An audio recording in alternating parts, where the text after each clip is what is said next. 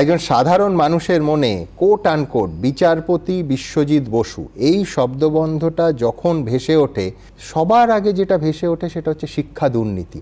মানে ওই শম্ভু মিত্রের নাটকের ভাষায়, যে দুর্নীতির তল নাই কত বাঁও জল দেখো।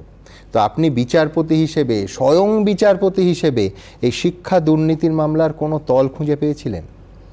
দেখুন, বিচারপতি তো তার অর্ডারটা এক্সিকিউট করবে না। বিচারপতি দেখবেন যে এই ভুলটা কোথায় কোথায় গণ্ডগোলগুলো আছে। আমি এবং এই বিষয়গুলো নিয়ে যারা ডিল করেছিলেন এই শিক্ষা দুর্নীতি, তারা প্রত্যেকেই কিন্তু তল যদি বোঝায় যে কোথায় গণ্ডগোলটা সেটা ডিটেক্ট করতে পেরেছিলেন।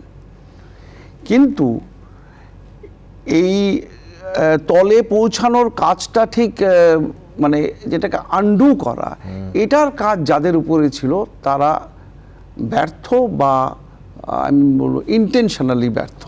আমি ঠিক এইখানেই আসতে চাইছিলাম যে দেখুন, প্রথমে বাক কমিটির রিপোর্ট একেবারে দেখিয়ে দিল যে দুর্নীতি হয়েছে, স্পষ্ট দুর্নীতি হয়েছে।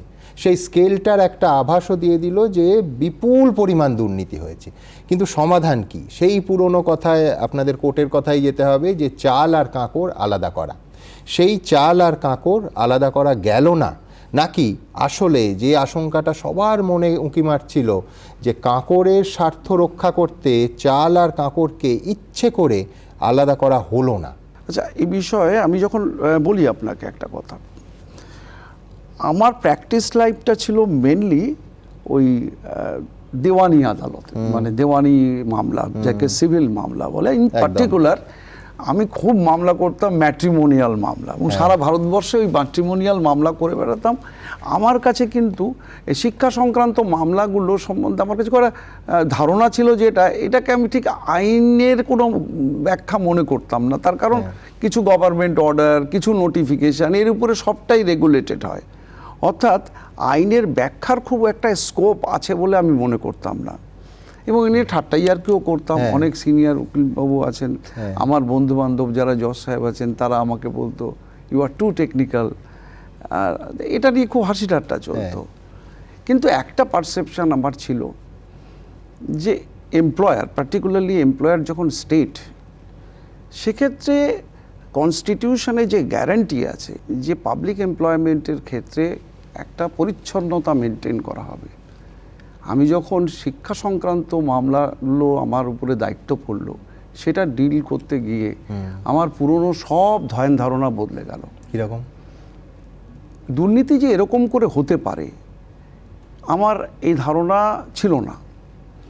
আমি প্রাথমিকভাবে ভেবেছিলাম, হয়তো অনেক দিন আগে ভেবেছিলাম, এই পুরো সিলেকশন প্রসেসটাই সেটাসাইড করতে হবে, এছাড়া উপায় নেই।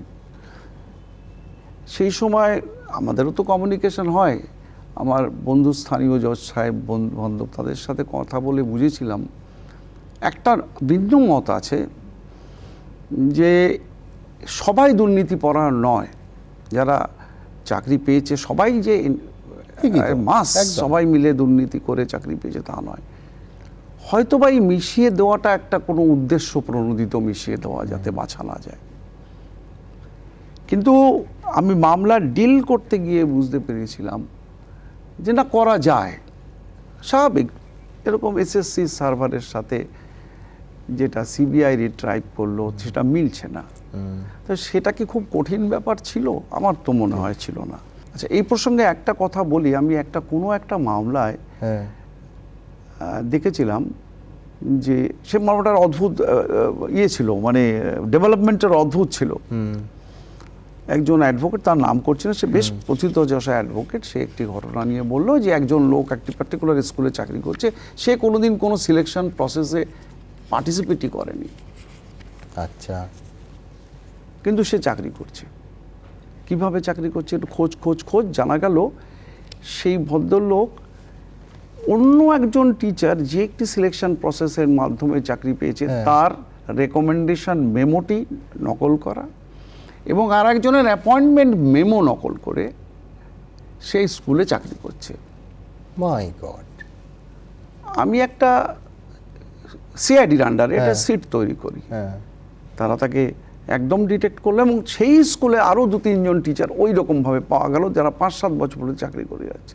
আমি খুব আশ্চর্য হয়েছিলাম যে এটা কি করে এটা যেটা বলছেন এটা কি মুর্শিদাবাদের ওই হ্যাঁ, গোথা হ্যাঁ, এআর হাই হ্যাঁ, স্কুল? হ্যাঁ, হ্যাঁ, সেখানে তো বোধহয় এই ঘটনাও ছিল যে বাবা স্কুলে ছেলে জালিয়াতি করে চাকরি পায়। না, এই জালিয়াতির যে ধরন, হ্যাঁ, আমার একটা মনে হয়েছিল, দেখুন 1-2 জনের জন্য এত বড় একটা প্ল্যান হ্যাচ করা বোধহয় খুব মানে ভায়াবল নয়, মানে ইকোনমিক্যালিও ভায়াবল নয়। তাহলে কি এর মধ্যে আরও একটা সুদূর কোনো রকম দূর পরবর্তী আরও অনেক রকম এর শিকড় কি অনেক দূর পর্যন্ত? আমি একটা অদ্ভুত অ্যাপ্রোচ দেখেছিলাম, সিআরডির তরফ থেকে বলা হয় আমাদের কাছে কমপ্লেন আসলে আমরা খুঁজে বার করব। কিন্তু এই কমপ্লেন যে একজন লোক কত কত রকম এই ঘটনা একদম। জানবে। আমার মনে আছে আপনি এজলাসে বসে বলেছিলেন যে এই দুর্নীতিটা 1-2 জনের জন্য হতে পারে না, 1-2 জনের জন্য হতে পারে না। এরকম করতে গিয়ে আরো 2-1টা ডিস্ট্রিক্টে এরকম বিচ্ছিন্নভাবে 2-4 জনকে পাওয়া গেল। হ্যাঁ, তারপরে সে ইনভেস্টিগেশন খুব বেশি দূর এগোলো বলে আমার জানা নেই।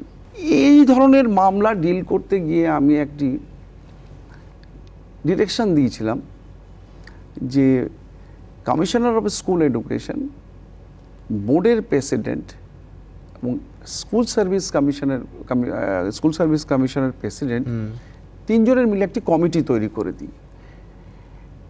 আমি বলেছিলাম যে পশ্চিমবঙ্গে 1-1.5 লাখ যে টিচার আছে, তোমরা একটা কমপ্লিট ওয়েবসাইট তৈরি করো, যে ওয়েবসাইটে টিচারদের whole particulars, right from their appointment, date of appointment, the selection process through which they got the appointment, date of retirement, এতে করে কি হবে মানে পাবলিক ডোমেনে একদম এমপ্লয়ি ডেটাবেস রয়ে গেল এবং যে কোনো স্বচ্ছতা একদম আচ্ছা, গ্যারান্টেড হলো, পরিষ্কার। একদম। এবং এ থেকে অনেকগুলো জিনিস বেরিয়ে আসবে, কোন স্কুলে কোন সময় টিচার স্ট্রেংথ কিরকম, কিভাবে টিচার রিটায়ার করার পরে ভ্যাকেন্সি কিরকম তৈরি ছাত্র করা শিক্ষক হচ্ছে, রেশিও এই মুহূর্তে কত, সব কিছু সমস্ত পাওয়া যাবে। কিছু। এবং এ করে ভ্যাকেন্সির যে নিয়ে বিভিন্ন মামলা পেয়েছি, ভ্যাকেন্সি কোন সময় বিচার হবে এই নিয়ে ব্যাপক ঠিক, মামলা। সিলেকশন প্রসেসের আগে প্রত্যেকের কাছে খুব পরিষ্কার একটা চিত্র থাকবে যে এটা হচ্ছে টোটাল ভ্যাকেন্সি অ্যাভেলেবল নাও, যার জন্যে এটা করা যাবে। এটার পিছনে আমার একটা অবজেক্টিভ ছিল, এই যে বললেন না চাল আর কাকর, হ্যাঁ, আমার মাথায় ছিল যদি এটা করা যেত হয়তো বা এই চাল আর কাকর বাছার ক্ষেত্রে এই ডেটাবেসটাকে খুব সহজেই কাজে লাগানো যেত। কিন্তু আনফর্চুনেটলি কিছুটা গেলেও পুরোটা এটা করা যায়নি। বেশ। এবিপি আনন্দ, এগিয়ে থাকে, এগিয়ে রাখে।